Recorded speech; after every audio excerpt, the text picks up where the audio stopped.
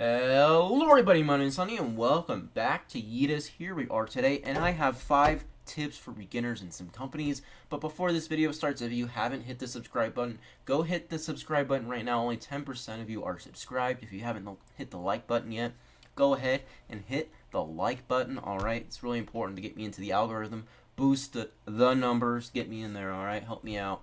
But yeah, let's just get straight into the first tip, and that is read the player guide. So for anyone just starting out in sim companies, this is really important, is to just read the guides and ask questions in the help chat. Alright, sim companies can really be overwhelming when first starting out, so I recommend reading the player guides, specifically the guides for beginners, the bonds guides, and the research guides to get a better feel for how sim company works. Alright, if you have any questions that can't be answered with these guides, go ahead, ask them in the help chat. They'll help you out. And if you still have questions that couldn't be answered from either of these, go into the forum. I'm sure somebody has a forum post that can help you out as well. So we're going to look here, and here are all of your guides. You can see you have things on like abundance, aerospace, but the ones I'm really thinking are important for these beginners are your guide to the guide for beginners one right here. I can't speak, good lord. And this will kind of show you a bunch of different questions down here. You can also go to the frequently asked questions. And then I also encourage everybody, where is it at? Hold on. Bonds guide as well right here. Very important. Alright. So if you still have questions that couldn't be answered from any of these guides, you can go down to your chat button. You can go to the help chat. As you can see, people are helping out right now. There's always people in this chat to help out our new players. And then if you are still having questions, go over here to our Sim Companies forum. I'll put a link down in the description.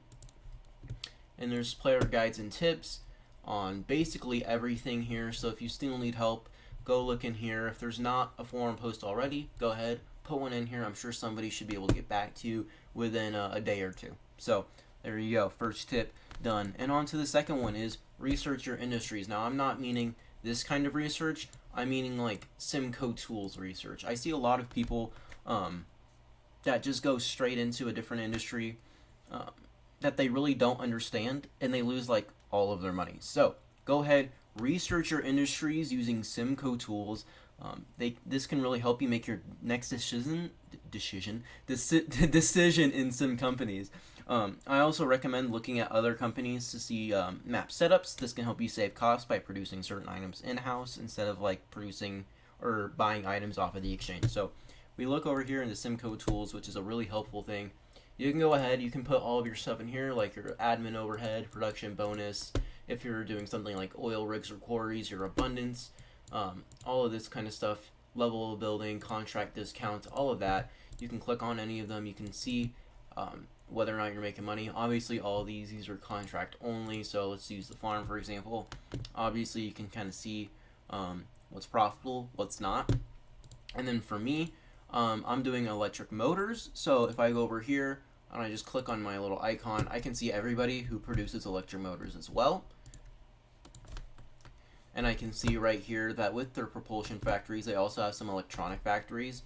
And you can also see what they're buying. So they're buying high-grade components here, I'm pretty sure. Yep, high-grade electronic components. And then if we go out to someone else, like this person, I can see that they also have some factories, probably to produce some steel here. So obviously they're buying some steel as well. But they can also go ahead and produce more electronic components that are needed for electronic motors, obviously. So they're probably more than likely making those in-house. Looking at that, I would know maybe to make those instead, and that could save me some money.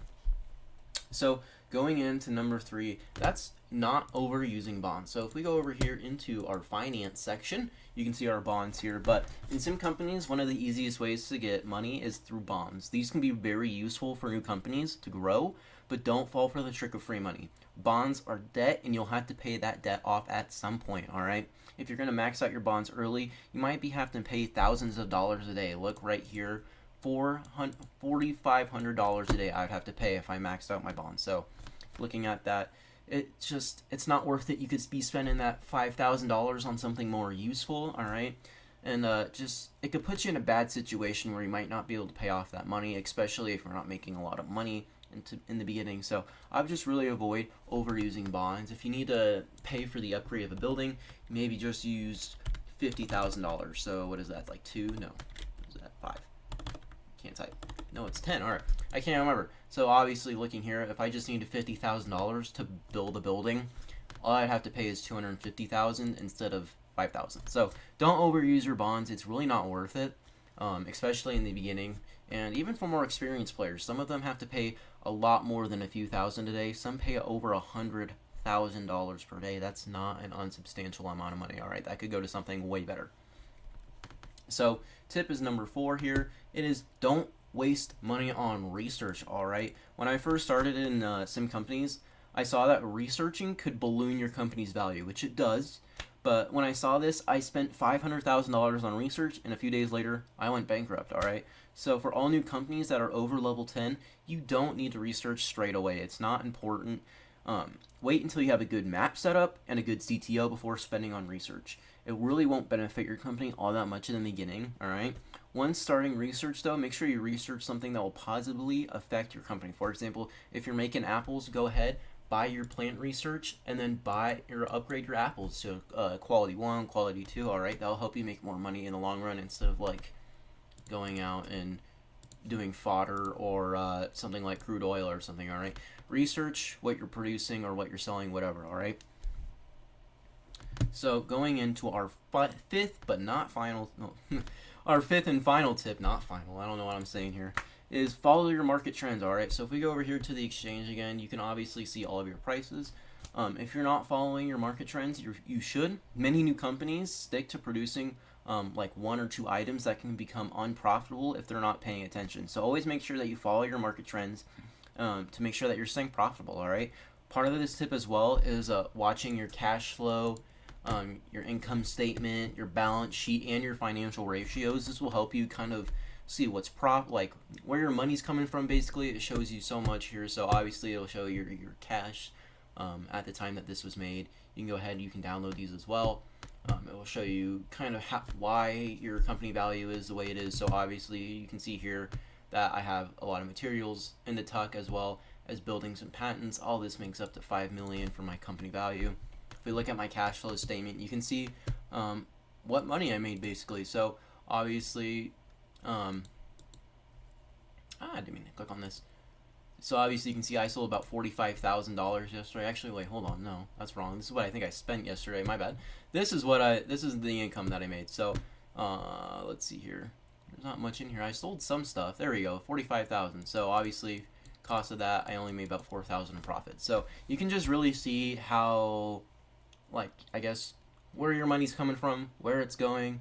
It'll show you what's profitable here, especially in your financial ratios. You'll see your operating margin, your return on sales, things like that. And it'll kind of help you just with seeing how profitable the items you're making are. So, like, say you're only making 2% on each item. That's really not that high. Okay, that's pretty bad. So you want to have a high operating margin. You want to have these nice and green. All right, if these are in the red, that's bad. You want to switch something up. So hopefully that explained it well. I'm not the best at explaining things sometimes, clearly. But yeah, a little quick video. 5 good tips for all players in some companies, especially for our beginners here, but for our experienced players as well who might be struggling. So if you like this video, like I said, go ahead, subscribe to the channel, like the video, and yeah, I'll see everybody later. Peace!